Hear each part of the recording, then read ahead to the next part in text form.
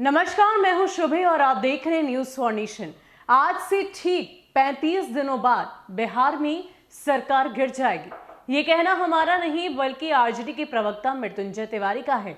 आपको बता दें कि पहले से ही बिहार में मंत्रिमंडल विस्तार को लेकर तमाम विपक्षी दल के नेताओं की तरफ से इस बात की चर्चा की जा रही थी कि जेडीयू और भाजपा के रिश्ते ठीक नहीं है। उन दोनों एक दूसरे के खिलाफ तल्ख तेवर अपनाए हुए हैं और शायद यही वजह है कि बिहार में कैबिनेट का विस्तार नहीं हो पा रहा है। लेकिन पूरे 84 दिनों के इंतजार खत्म हुआ और बिहार में कैबिनेट का विस्तार हो गया। लेकिन इन सब के बीच विपक्ष की तरफ से अभी भी इस बात की चर्चा की जा रही है कि बिहार में होली के वक्त तक सरकार गिर जाएगी और होली के बाद एक बार फिर से नेता प्रतिपक्ष तेजस्वी यादव बिहार के मुख्यमंत्री बनेंगे। आपको बता दें कि कैबिनेट विस्तार को लेकर लगातार बिहार के सियासी गलियारों में विधानसभा चुनाव के बाद से ही काफी सारी चर्चाएं चल रही थी। एक एक करके कई सारी बातें कही गई। कभी जेडीयू और भाजपा के रिश्ते को लेकर सवाल खड़े किए गए, कभी तो ये भी कहा गया कि मंत्रियों की संख्या और विभागों को लेकर दोनों दलों के बीच में सहमति नहीं बन पा रही है।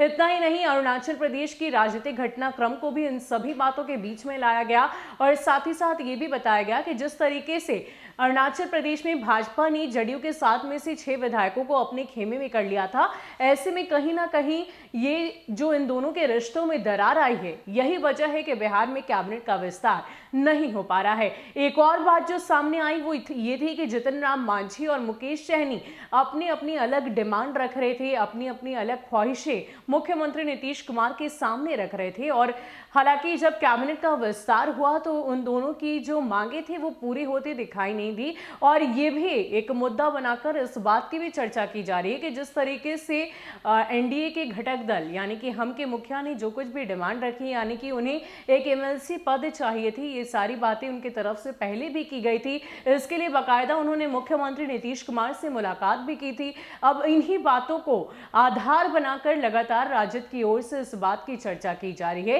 कि बिहार में अब ये सरकार ज्यादा दिनों तक नहीं चलेगी। इन सब के बीच आपको बता दें कि मंत्रिमंडल के विस्तार के थोड़ी देर पहले भाजपा के बाढ़ से विधायक ने इस बात का बयान दे दिया कि जिस तरीके से पार्टी की तरफ से अलग अलग मंत्रियों को चुना गया है वो पूरी तरह से यही दिखाता है कि पॉकेट पार्टी बनकर रह गई है।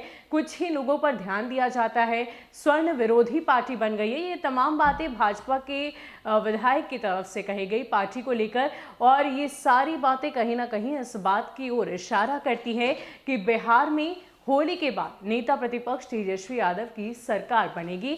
इतना ही नहीं, मृत्युंजय तिवारी तो लगातार इस बात की चर्चा कर रहे हैं कि ये डबल इंजन की सरकार है और अपने ही अंतर विरोध, अपने ही अंतर कलह के कारण कभी ना कभी जरूर गिरेगी। और अब तो उनका ये कहना है कि होली के बाद ये सरकार जरूर गिर जाएगी। मृत्युंजय तिवारी क्या कुछ कह रहे हैं, पहले आप सुनिए। बिहार में लगभग 3 महीने पर बड़ी मशक्कत के बाद हो रहा कैबिनेट का विस्तार, लेकिन आज भी हम लोगों का दावा है कैबिनेट का चाहे हो जाए विस्तार, लेकिन बिहार में मध्यावधि चुनाव के हैं आसार। अंदर खाने बीजेपी जेडीयू में सब कुछ ठीक नहीं चल रहा है और बिहार की सरकार डोल रही है, किसी भी समय अपने अंतर कलह से गिर जाएगी। आदरणीय मांझी जी ने एक मंत्री पद और एक एमएलसी की मांग की थी, उनकी मांग पूरी नहीं हुई है। आगे आगे देखिए होता है क्या। ये सरकार चलने वाली नहीं है और अपने अंतर विरोध से ये सरकार गिरेगी। कैबिनेट विस्तार में हुई देरी से ये स्पष्ट दिख रहा था। आज दबाव में भले कैबिनेट का विस्तार हो रहा हो, लेकिन कई बार आदरणीय मुख्यमंत्री जी ने ठीकरा कैबिनेट विस्तार में हो रहे देरी के लिए बीजेपी पर फोड़ा। बीजेपी ने 3 महीने पर किसी तरह से कैबिनेट विस्तार की अनुमति तो उनको दे दी, लेकिन ये सरकार बीजेपी आदरणीय नीतीश कुमार जी को नहीं चलाने देगी और हम लोगों के दावे में दम दिखेगा आने वाले दिनों में। बता दें कि लगातार विपक्ष की ओर से इस बात की ओर इशारा किया जा रहा है कि बिहार में दोबारा से मध्यावधि चुनाव होंगे। हालांकि 2021 की भविष्यवाणी उनकी तरफ से पहले ही की गई थी। पहले इस बात की चर्चा की गई कि खरमास के बाद ही बिहार में नई सरकार का गठन होगा। इसके लिए बाकायदा राजद की ओर से धन्यवाद यात्रा की शुरुआत भी की जाने की बात कही कि जनता के बीच जाकर वो जनता को आकर्षित करने की पूरी कोशिश करेंगे और कहीं ना कहीं बिहार में मध्यावधि चुनाव होंगे और एक बार फिर से जो जनता है वो मुख्यमंत्री नेता प्रतिपक्ष तेजस्वी यादव को ही बनाएगी। आपको बता दें कि बिहार विधानसभा चुनाव में जिस तरीके से आरजेडी का गणित सामने आया है, ऐसे में ये साफ दिखाई देता है कि आरजेडी एक बड़ी पार्टी बनकर तो उभरी, लेकिन सत्ता की कुर्सी तक नहीं पहुंच पाने की टीस लगातार उन्हें सता रही है। और शायद यही वजह है कि इस तरह की बातें विपक्ष की ओर से लगातार की जा रही है। फिलहाल के लिए इतना ही। ऐसे ही अपडेट्स के लिए आप हमारे साथ बने रहिए और देखते रहिए न्यूज़ फॉर नेशन। नमस्कार।